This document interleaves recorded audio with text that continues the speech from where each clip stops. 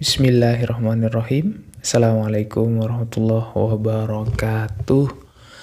Kali ini saya akan membahas tipologi kebenaran dalam pandangan filsafat ilmu. Apa sih kebenaran itu? Apa yang kita maksud, kalian maksud dengan kebenaran? Banyak orang berkata kebenaran, tapi kebenaran yang dia pahami dan kalian pahami dan saya pahami mungkin juga berbeda.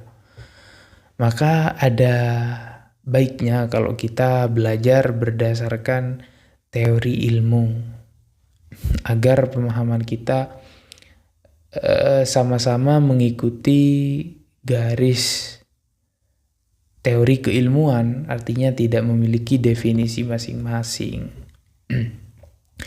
Sebelum kita menjadikan kebenaran sebagai sebuah definisi yang final, alangkah baiknya mari kita coba memahami dan mencari maknanya dengan seperangkat alat dan teori ilmu pengetahuan.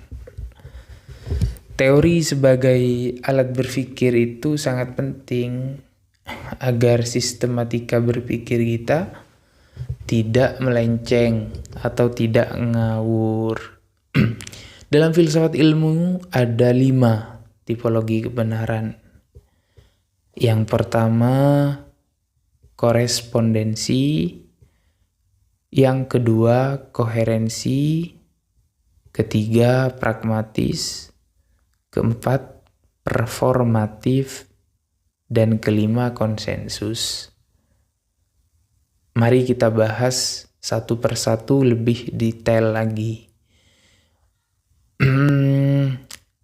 Apa itu korespondensi?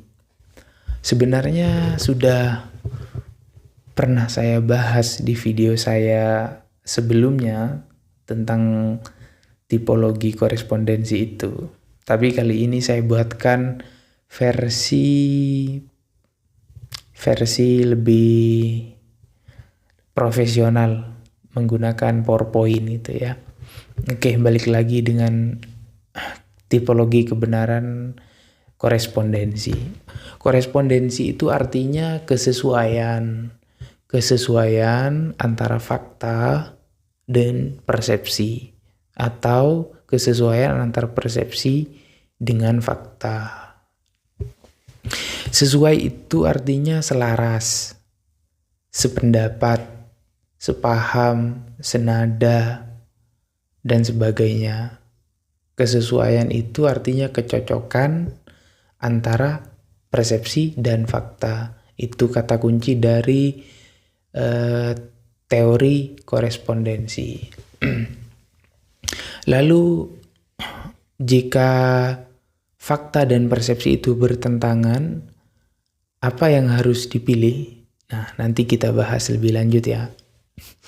Fakta itu apa? Fakta itu adalah keadaan atau peristiwa yang merupakan realita kenyataan. Sesuatu yang benar-benar ada atau terjadi, itu fakta. Persepsi itu yang ada di dunia pikiran kita. Penerimaan, tanggapan kita terhadap suatu informasi, suatu berita, atau suatu ilmu, itu persepsi.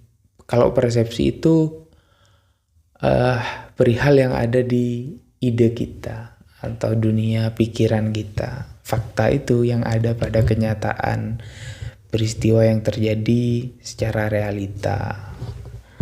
Nah, korespondensi itu memiliki beberapa syarat. Apa itu syaratnya? Nah, yang pertama kita tahu kan, korespondensi itu artinya kesesuaian. Syarat yang pertama itu memastikan informasi yang kita terima, ilmu yang kita terima, dan apapun yang kita terima itu memastikan benar atau salah.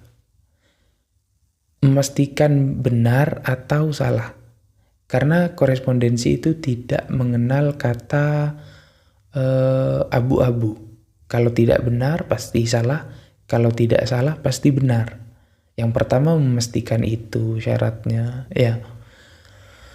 Kemudian yang kedua, setelah mengetahui kebenaran tentang sesuatu atau kesalahan tentang sesuatu, sudah pasti informasinya, maka naik pada syarat yang kedua. Syarat berikutnya yaitu menjadikan kebenaran atau salah itu sebagai sebuah keyakinan.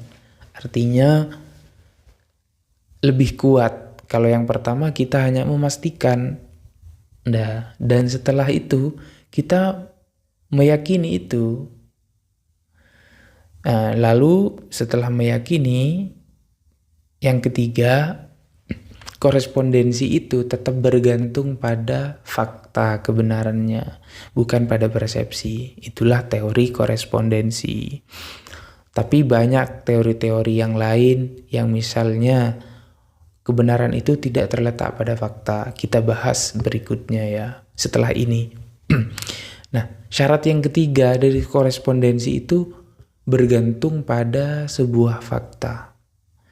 Kebenaran dan salah dalam keyakinan itu terletak pada kenyataan atau fakta. Itu 3 syarat korespondensi. Kemudian kelemahan dari teori ini. Nah, kelemahan dari teori korespondensi itu yang pertama, justifikasi ideal terhadap kebenaran. Artinya kebenaran selalu dianggap sesuatu yang ideal, padahal kenyataannya nanti kebenaran itu terbatas. Kebenaran antara kesesuaian persepsi dan fakta itu tidak selalu bisa diverifikasi. Sebuah kebenaran harus benar atau salah itu tidaklah selalu sesuai. Ya, yang pertama itu kita sering tidak punya akses langsung kepada realitas yang dimaksud. Jangankan kepada hal-hal yang metafisik, pada hal-hal yang fisik gitu. Kita mendapatkan suatu berita tentang politik di Jakarta misalnya. Kita tidak bisa mengakses langsung ke sana. Ya, meskipun sekarang sudah ada teknologi seperti HP, komputer gitu. Tapi pada persoalan sejarah misalnya, itu yang tidak ada rekamannya. Kalau bicara tentang kemerdekaan, proklamasi, atau lebih jauh lagi kita berbicara tentang kerajaan Majapahit gitu. Itu kita hanya bisa mendapatkan informasi dari bacaan. Maka ada sebuah kebenaran persepsi di kepala kita. Tapi kan tidak bisa dibuktikan dengan fakta. Sedangkan kebenaran korespondensi itu lebih menguatkan pada fakta. Nah, itu kalau digunakan pada hal-hal yang seperti itu, keterbatasan teoritis akhirnya. Itu yang pertama ya, keterbatasan atau kelemahan korespondensi. Kemudian yang kedua, ketidaksamaan dunia persepsi. Nah, gambaran kenyataan dalam pikiran kita tidak bisa sepenuhnya persis seperti realitas yang dipersepsikan. Nah, contohnya kita mengatakan burung itu terbang. Burung itu terbang sebagai sebuah realitas. Tetapi pada alam pikiran, saya yang mengatakan, teman-teman yang mendengarkan, orang lain yang mendengarkan juga, itu di dunia persepsinya berbeda. Burungnya burung apa yang terbang? warna burungnya warna apa, terbangnya setinggi apa, besar burungnya sebesar apa, itu kan artinya tidak sama. Walaupun faktanya sama, mengatakan burung terbang. Ya hal-hal seperti itu kelemahan korespondensi. Ada maling melempar batu pada pintu rumah Pak Samad misalnya. Maling melempar batu ke pintu rumah Pak Samad itu sebagai sebuah realita. Tetapi kita menangkap persepsi itu akan berbeda-beda. Lemparannya sekuat apa, sekencang apa, batunya itu sebesar apa yang dilempar, rumahnya Pak Samad itu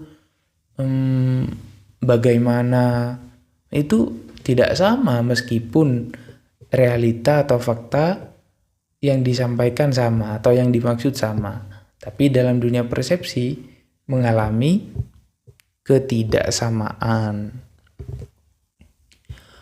Kemudian keterbatasan atau kelemahan atau kritik ya.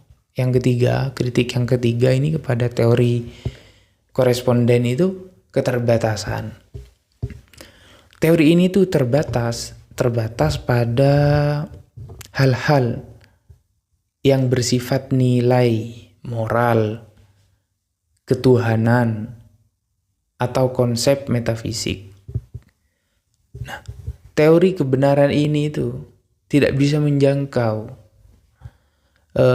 nilai moral, misalkan ketuhanan, konsep ketuhanan, atau konsep metafisik yang lain. Sudah, kalau bicara itu nggak mungkin bisa dijangkau oleh korespondensi.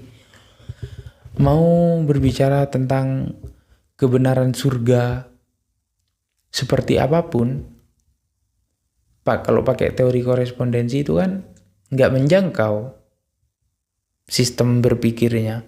Surga kayak apa, neraka kayak apa, neraka itu banyak api misalnya, gambaran apinya seperti apa. Bisa kacau kalau pakai teori kebenaran ini, karena terbatas pada hal-hal yang demikian. Itu tiga kelemahan korespondensi. Lalu berikutnya koherensi.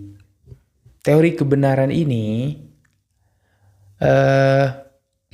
menyatakan bahwa sebuah pernyataan dianggap benar jika konsisten atau selaras secara logis. Ingat baik-baik, kata kuncinya ada pada konsisten dan logis. Konsisten itu berarti tetap ya, istiqomah lah. Kalau logis berarti sesuai dengan sistem logika. Logis itu. Ya kalau kurang jelas tentang logis, kalian tonton saja video saya sebelumnya, itu ada yang menjelaskan tentang logika. Selaras secara logis, konsisten atau selaras secara logis, itulah koherensi. Dengan sistem kepercayaan atau proposisi lain yang sudah diterima sebagai benar. Nah, ada kebenaran utama, atau kebenaran utama itu disebut dengan istilah proposisi. Api itu panas, itu proposisi. Es itu dingin, proposisi. Ini hanya permisalan, percontohan saja ya. Tapi cara berpikir seperti ini kalian bisa gunakan dalam menganalisa informasi, menganalisa ilmu, menganalisa berita apapun seperti itu. Teori ini berakar pada dua kata kunci, yaitu konsistensi logika dan rasionalistik atau logis. Itu ya. Ada ciri-cirinya. Ciri-ciri ini saya tuliskan agar kita setidaknya mengetahui tanda-tanda dari koherensi. Oh, koherensi itu ada tanda-tandanya, ada penandanya, ada ciri-cirinya gitu, agar kita mengenali. Yang pertama, konsistensi logis, keselarasan internal. Keselarasan internal itu merujuk pada ini, sistem. Kalau bahasa itu kan ada proposisi 1, 2, 3. Tiganya kesimpulan. Nah, antara proposisi 1, 2, 3 itu namanya keselarasan internal atau sistem atau susunan gitu ya. Yang pertama itu ciri-ciri utamanya itu keselarasan internal. Yang kedua, sistematis. Kebenaran tidak berdiri sendiri. Dari sistem yang tersusun, proposisi yang tersusun itu tidak berdiri sendiri. Ada 2 atau 3 proposisi, itu adalah sistem jaringan namanya. Nah, jadi koherensi ciri-ciri utamanya yang kedua sistematis. Kemudian ciri-ciri yang ketiga yaitu holistik. Holistik artinya menyeluruh, keseluruhan. Teori koherensi ini memandang sesuatu bukan hanya sepenggal. Biasanya memandang secara keseluruhan sistem gitu, keutuhan. Nah, itu teori koherensi, ciri-cirinya. Yang pertama, konsistensi logis, yang kedua sistematis, dan yang ketiga holistik. Contoh kebenaran koherensi. Dalam ilmu matematika, suatu teorema dianggap benar jika koheren. Teorema itu proposisi, koheren itu sesuai. Artinya kepercayaan awal atau proposisi awal dianggap benar jika koheren atau sesuai dengan aksioma dan teorema lain yang sudah diterima. Itu dalam ilmu matematika. Kalau dalam ilmu hukum, contohnya, keputusan atau kebijakan hukum bisa dianggap benar jika selaras dengan hukum yang sudah ada atau prinsip-prinsip hukum yang lain yang sudah diakui kebenarannya. Itulah koherensi. Contoh dalam ilmu hukum. Karakter kebenaran koherensi. Yang pertama, karena dari logika kita tahu bahwa 2 proposisi atau lebih yang tidak konsisten satu sama lain tidak mungkin semuanya benar. Misalnya proposisi pertama mengatakan api itu panas, proposisi kedua mengatakan api itu tidak panas. Maka dan di antara 2 proposisi ini hanya ada satu yang benar. Tidak mungkin keduanya benar. Kalau tidak panas, ya panas, gitu saja. Ini hanya permisalan saja, tapi kalian bisa kontekstualisasi pada persoalan-persoalan sehari-hari, pada informasi, pada apapun itu. Artinya tidak ada 2 proposisi yang benar. Pasti kalau tidak salah, pasti benar. Yang benar itu satu, dan yang salah itu satu. Itu nggak ada remang-remang juga. Ini sama kayak koherensi gitu. Kayak korespondensi yang pertama itu. Nah, yang kedua, segala sesuatu secara hakiki terjalin atau terhubung dengan sesuatu yang lain. Ya, holistik tadi kan ciri-cirinya kayak gitu. Artinya terjalin atau terhubung dengan sesuatu yang lain. Ya, itu. Yang ketiga, karakternya kebenaran koherensi, yaitu cocoknya digunakan untuk membangun pola pikir yang sistematis dan konsisten. Nah,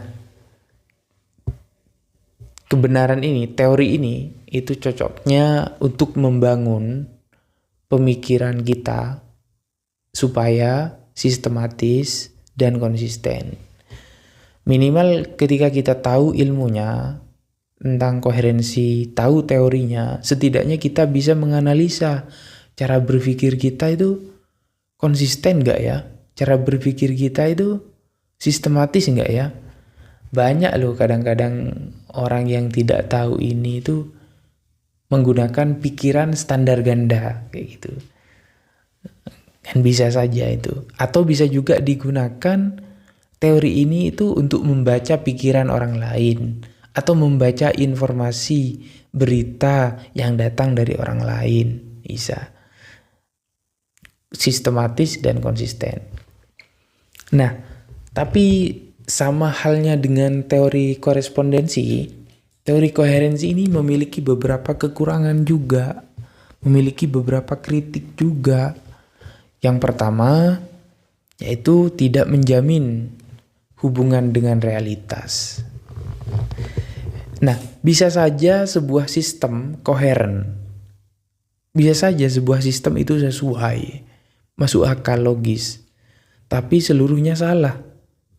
Contohnya apa itu? Kayak cerita fiktif, cerita cerpen, novel, kisah-kisah karangan gitu, kisah-kisah metaforis seperti itu ya.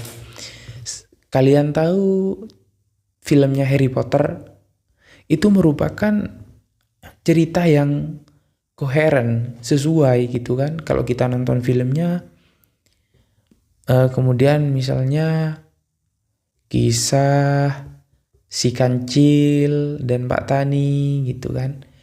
Ya kisah-kisah novel, kisah-kisah metaforis seperti itu koheren, artinya sesuai, ceritanya seakan-akan logis, seakan-akan rasional, tapi tidak realistis.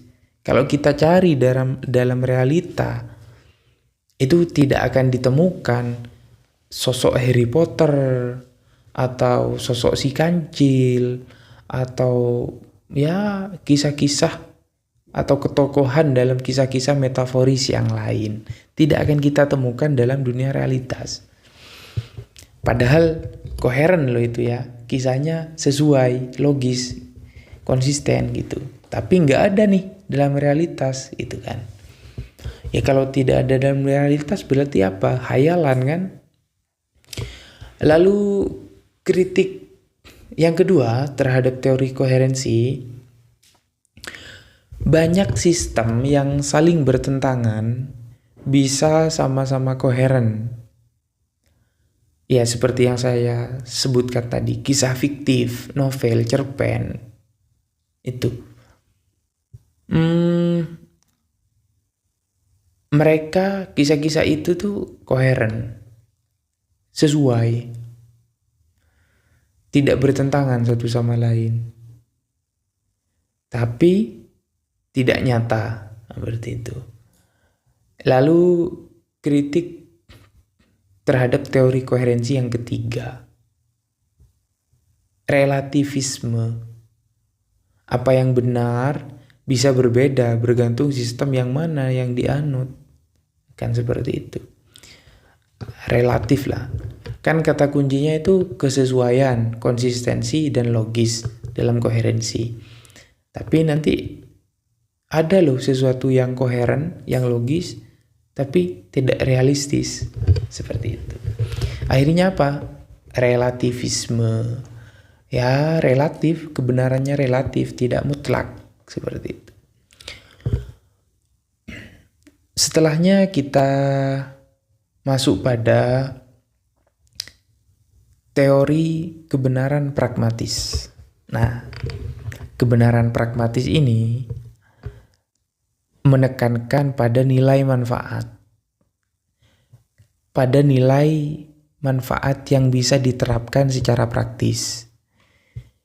Menekankan pada hasil yang memuaskan dalam pengalaman. Pragmatis nggak peduli kebenaran itu koheren atau koresponden, tidak peduli, tapi lebih peduli pada nilai guna atau nilai manfaat. Misalnya, kisah Harry Potter itu fiktif atau realita, itu tidak peduli dengan kalau pakai kacamata pragmatis. Tapi apa nilai keuntungannya gitu dari kisah Harry Potter gitu kan? Misalnya, perjuangan melawan kejahatan, itulah nilai pragmatisnya. Kemudian misalnya sang produser banyak dapat keuntungan gitu-gitu. Yaitu nilai pragmatis. Tidak peduli fiktif, fakta, koheren, koresponden, dan semacamnya. Yang penting memiliki nilai guna dan manfaat. Itulah tipe pragmatis. Prinsip utamanya pragmatis itu yang pertama ya, yang benar adalah yang berguna. Kebenaran itu ditentukan pada nilai guna, pada nilai manfaat. Yang kedua, prinsip utama pragmatis, kebenaran adalah bukti bermanfaat dalam pengalaman. Tidak penting saya menguasai teori kebenaran sebanyak apapun kalau itu tidak bermanfaat dalam pengalaman atau dalam kehidupan sehari-hari.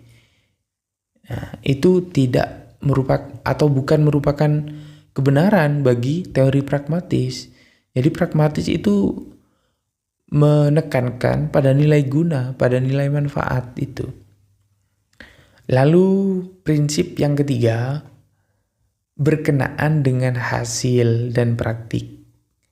Dia tidak peduli pada proses, pada sistem, pada proposisi dan semacamnya. Yang penting hasilnya baik, yang penting hasilnya manfaat, yang penting hasilnya berguna. Itulah prinsipnya teori pragmatis. Contohnya, contoh kebenaran pragmatis dalam dunia ilmiah. Misalkan, teori gravitasi. Teori gravitasi dianggap benar karena mampu memprediksi pergerakan planet dan dimanfaatkan dalam teknologi.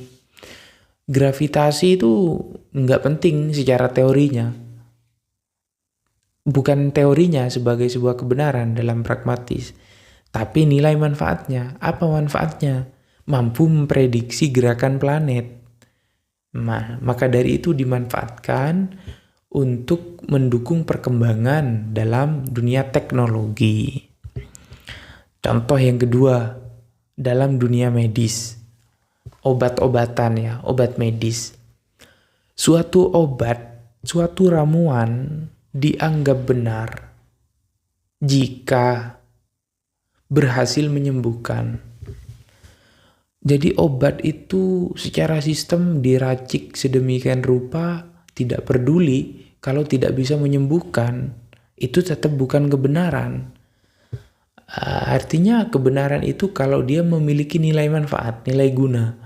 Nilai manfaatnya obat apa? Menyembuhkan. Nah, gitu.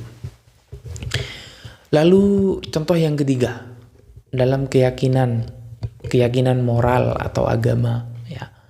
Kebenaran pragmatis ini membawa kedamaian, semangat hidup, transformasi positif bagi penganutnya.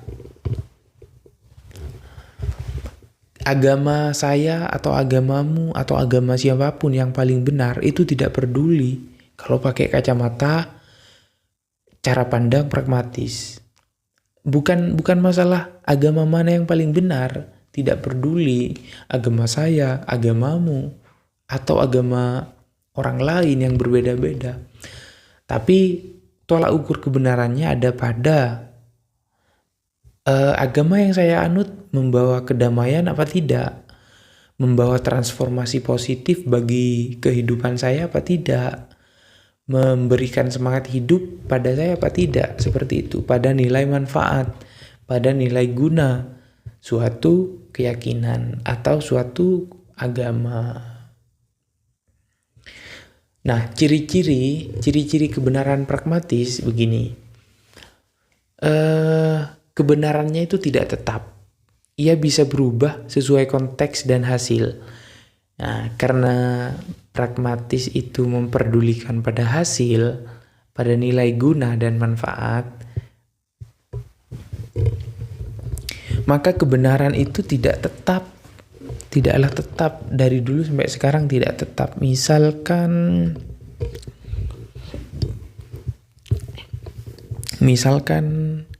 handphone. Handphone itu zaman dulu sebelum berevolusi lebih canggih menjadi Android, handphone itu jadul gitu. Hanya bisa mengantarkan suara yang menelpon. Sekarang bentuk handphone itu sudah berubah dari yang dulu sangat handphone kentang, kalau sekarang handphone sudah smartphone canggih, berubah dari sisi bentuk, dari segi aplikasi, kecanggihan softwarenya dan lain sebagainya. Tapi bukan itu permasalahan handphonenya, bukan masalah bentuknya, tapi nilai guna. Nah, makanya ciri-ciri yang pertama itu dari pragmatis, kebenaran tidak tetap. Kebenaran sebuah handphone tuh yang mana? Yang kentang apa yang smartphone? Ya tidak peduli kalau pakai kacamata pragmatis, yang penting bisa difungsikan nggak handphone itu, bisa bermanfaat nggak handphone itu, seperti itu. Lalu ciri-ciri yang kedua itu bersifat dinamis, bukan mutlak. Ya tidak tetap, dinamis itu kan tidak tetap artinya. Lalu ciri-ciri kebenaran pragmatis yang ketiga, menekankan pada hasil, keberhasilan, dan kegunaan pragmatis, kegunaan praktis ya. Kalau teman-teman mendengar istilah ilmiah pragmatis yang sering digunakan oleh orang lain, definisi pragmatis itu merujuk pada ini, pada hasil, pada nilai guna, pada nilai manfaat, pragmatisme gitu ya. Jangan sampai ada orang menggunakan istilah pragmatis tapi tidak tahu maknanya. Jadi melenceng nanti. Seperti teori yang sebelum-sebelumnya, teori kebenaran pragmatis itu tidak luput dari kekurangan, tidak luput dari kritikan. Apa kelemahannya, apa kritikannya, apa kekurangannya? Nah, yang pertama itu relativisme kebenaran. Akhirnya kebenaran itu tidak tetap, relatif. Apa yang berguna bagi satu orang belum tentu benar bagi yang lain. Nah, itulah kelemahan pragmatis. Baju saya yang saya pakai bagus buat saya, tapi belum tentu bagus dipakai orang lain. Nah, ibaratnya seperti itu. Akhirnya apa? Relativisme kebenaran. Kebenaran yang dicari-cari itu jadi relatif kan, jadi tidak tahu yang mana. Lalu kritik terhadap teori pragmatis yang kedua yaitu mengaburkan antara manfaat dan benar. Nah, akhirnya pragmatis nih nyari kebenaran apa nyari manfaat gitu kan. Kok dia menekankan banget pada aspek kebermanfaatan, aspek nilai manfaat, nilai guna gitu ya. Sebenarnya dia teori yang mencari kebenaran apa teori yang mencari nilai manfaat? Nah, akhirnya begitu kan kritiknya. Sesuatu bisa berguna tapi belum tentu benar secara objektif. Kalian cari sendiri contohnya nanti. Yang ketiga, dapat membuka ruang untuk manipulasi jika kebenaran hanya diukur dari apa yang berhasil. Nah, kalau kebenaran itu hanya diukur dari keberhasilan, dari nilai guna, dari manfaatnya, ada kemungkinan membuka pintu ruang untuk manipulasi. Ya, ini akan terjadi nih, misalnya pada penguasa-penguasa yang sering memanipulasi kebenaran. Ya, kalau pakai sudut pandang pragmatis, kebenaran itu bisa dimanipulasi. Yang penting menguntungkan, yang penting ada nilai guna.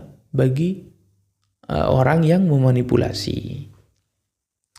Akhirnya ya tidak bisa objektif dong, gitu.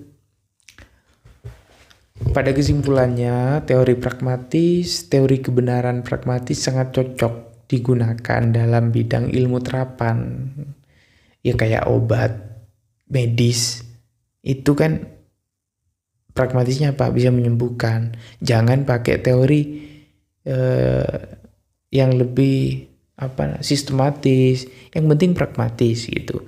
Kemudian pada bidang ilmu etika praktis, pada kebijakan publik. Nah, kebijakan publik jangan pakai teori-teori yang terlalu ruwet dan menjelimet. Yang penting kebijakannya itu memiliki nilai pragmatis untuk society, untuk orang banyak, untuk masyarakat, nilai guna. Namun tetap perlu dikritisi nilai pragmatis ini agar tidak mengabaikan nilai objektivitasnya dan kebenaran yang lebih mendalam. Akhirnya dari nilai luhur kebenaran yang filosofis nyampe pada pragmatis itu jadi kehilangan nilai filosofisnya, hanya menjadi ilmu-ilmu yang fokus pada nilai guna saja. Seperti itu. Yang keempat, teori kebenaran yang keempat itu performatif. Performatif artinya adalah teori yang menegaskan bahwa suatu pernyataan atau ujaran itu benar apabila yang dinyatakan itu sungguh terjadi ketika pernyataan atau ujaran itu dilakukan. Kata-kata nanti saya di belakang mencantumkan contohnya, digunakan secara efektif dalam kehidupan nyata. Ingat-ingat ya, kata kuncinya performatif itu menegaskan bahwa suatu pernyataan atau perkataan atau ujaran itu benar apabila bisa menjadi dilakukan. Contohnya saya bersumpah dalam pengadilan. Perkataan saya bersumpah dalam praktek di pengadilan itu kan selaras. Ujaran, perkataan, saya bersumpah dalam situasi di pengadilan itu selaras. Artinya performatif seperti itu. Kemudian kata-kata dengan ini saya nikahkan. Nah, kata saya nikahkan dalam akad nikah itu kontekstual antara ucapan dan realita bersamaan itu. Lalu saya minta maaf. Sambil lalu saya minta maaf, saya menyodorkan tangan dan minta maaf. Antara ucapan menjadi tindakan, menjadi perbuatan. Dalam konteks dan kondisi sosial yang sesuai, ucapan ini tuh menghasilkan tindakan nyata, bukan sekedar menyatakan fakta.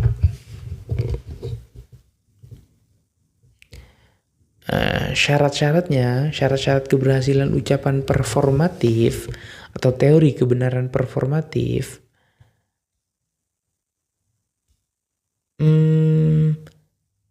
harus diucapkan oleh orang-orang yang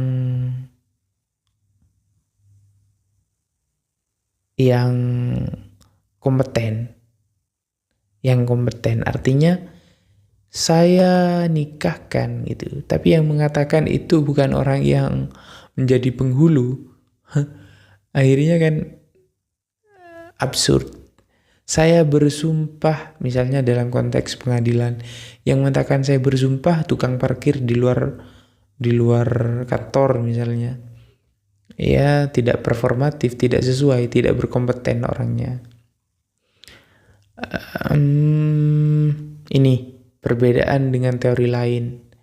Kalau teori korespondensi sesuai fakta dan realitas, ukuran kebenarannya.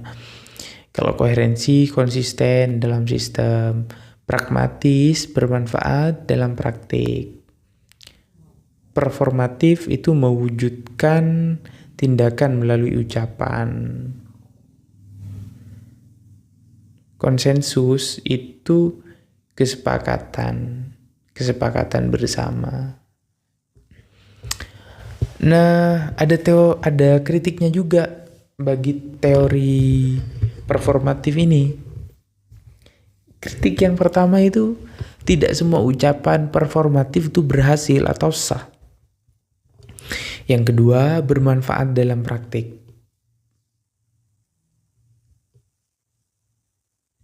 Yang ketiga, mewujudkan tindakan melalui ucapan. Pada kesimpulannya, teori performatif ini kebenaran yang menekankan bahwa bahasa bukan hanya alat menyampaikan informasi, tetapi juga alat bertindak. Ini sangat penting dalam perihal linguistik. Saya mengatakan saya makan, ya saya harus benar-benar makan. Saya minta maaf. Perkataan itu lalu saya minta maaf. Itulah.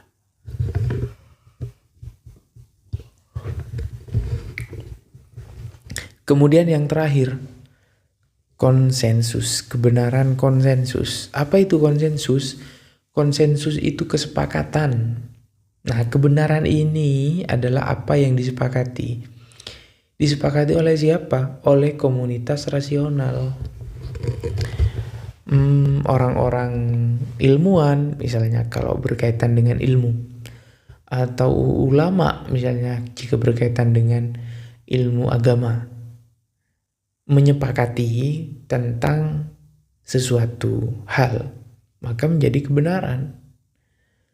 Setelah melalui proses diskusi terbuka, argumentasi bebas, dan tanpa tekanan, sesuatu dianggap benar jika disetujui oleh semua pihak yang rasional melalui dialog yang ideal.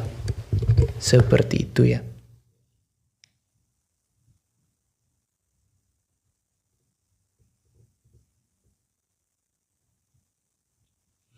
Itulah teori kebenaran konsensus. Ada pada kesepakatan mayoritas. Ciri-cirinya apa? Kebenaran bersifat intersubjektif. Intersubjektif. Kenapa pakai bahasa inter? Karena sekelompok orang, sekelompok ilmuwan, sekelompok ulama, sekelompok kepala, sekelompok pegawai, sekelompok, artinya intersubjektif. Subjektif karena hanya melalui sekelompok.